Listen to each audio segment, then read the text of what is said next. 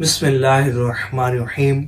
दुरूद पाक की कसरत ये बंदे को मकाम विलायत पर पहुंचा देती है। ये बंदे को औलियाए किराम की जमात में दाखिल करवा देती है।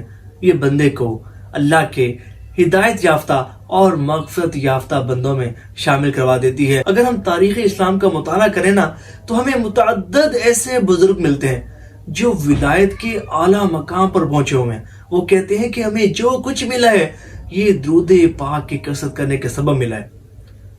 हजरत शाह वलीउल्लाह मुहद्दिस देलवी रहमतुल्लाह तआला अलैह, आपके वालिद माजिद हजरत शाह अब्दुर रहीम रहमतुल्लाह तआला अलैह अपने साहबजादे को नसीहत करते हुए फरमाते हैं बेटा याद रखना, दुरूद पाक की कसरत कभी ना तर्क करना। सारी जिंदगी कसरत के साथ दुरूद पाक पढ़ना कि हमने जो कुछ भी पाया है ये सारा का सारा दुरूद पाक की बरकत से हासिल हुआ है।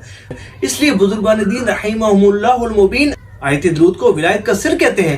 वो कहते हैं कि जब बंदा दुरूद पाक की कसरत करता है ना, तो उसे सरकार दो आलम सल्लल्लाहु अलैहि वसल्लम की कुर्बत नसीब होती है, हुजूर की तवज्जो और कुर्ब खास नसीब होता है। और जिसे हुजूर की तवज्जो नसीब हो गई, जिसे हुजूर का कुर्ब खास नसीब हो गया, तो उसे मकाम विलायत अता कर दी जाती है। तो विलायत का जो मंबा मरकज है वो सरकार दो आलम सल्लल्लाहु अलैहि वसल्लम है। और जो दुरूद पाक की कसरत करता है, तो दुरूद पाक की कसरत के जरिए वो सरकार दो आलम सल्लल्लाहु अलैहि वसल्लम का कुर्ब खास हासिल करता है और इसकी बरकत से मकाम विलायत पर पहुंच जाता है। और फिर उसे वो बरकत मिलती है कि आम आदमी इसका तसव्वुर भी नहीं कर सकता। इमाम जलालुद्दीन सुयूती शाफी रहमतुल्लाह तआला अलैह 75 मरतबा हालत बेदारी में हुजूर की ज़ियारत से नवाजे गए। सर की आंखों से आका का दीदार किया। एक शख्स आपकी खिदमत में हाजिर हुआ, अर्ज की हुजूर मैंने ये बात सुनी है कि आपको 75 मरतबा बेदारी में हुजूर की ज़ियारत नसीब हुई है। हुजूर अगर कोई शख्स एक मरतबा भी ख्वाब में हुजूर को देख ले, वो बड़ा खुशकिस्मत तस्वुर किया जाता है, वो बड़ा खुश नसीब तस्वुर किया जाता है। और आपको 75 मरतबा हालत बेदारी में हुजूर की ज़ियारत नसीब हुई है।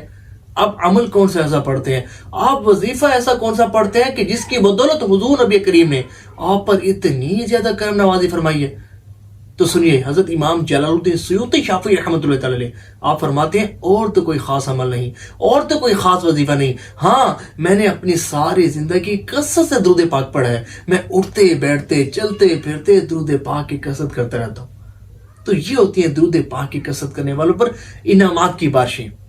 हजरत अबुल मवाब शाज़िली रहमतुल्लाह तआला अलैह आपको ख्वाब में हुजूर सल्लल्लाहु अलैहि वसल्लम की ज़ियारत नसीब हुई। हुजूर ने फरमाया, ए शाज़िली तुम बरोज़े क़यामत हमारे 1 लाख उम्मतियों की शफाअत करोगे। तो उन्होंने अर्ज किया, या रसूल अल्लाह सल्लल्लाहु अलैहि वसल्लम किस वजह से, किस सबब मुझ पर ये एहसान हुआ, मुझ पर ये करम नवाजी हुई?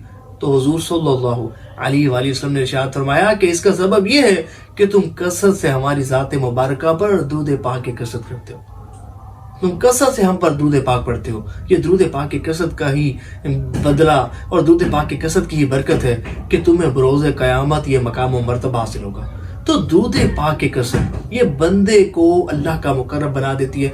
बस ये है कि गुनाहों से किनारा कशी इख्तियार करे, गुनाहों से सच्ची पक्की तौबा करे, फराइज व वाजिबात व सुन्नत की पाबंदी के साथ साथ दुरूद पाक की कसरत करे, खुशो खुजू के साथ। हुजूर नबी पाक अलैहिस्सलाम के एहसानात, आपकी शान और अज़मत को ज़हन में रखते हुए हुजूर की मोहब्बत में डूब कर दुरूद पाक की कसरत करें। सुबह दोपहर शाम, सोते जागते उठते बैठते दुरूद पाक ही आपका महबूब वजीफा होना चाहिए। दुरूद पाक के रंग में रंग जाए, दुरूद पाक की कसरत ही आपका महबूब वजीफा हो जाना चाहिए, महबूब वजीफा बन जाना चाहिए। फिर एक दिन आएगा कि आप पर भी वो करम नवाजी होगी कि जिसका आप तसव्वुर भी नहीं कर सकते।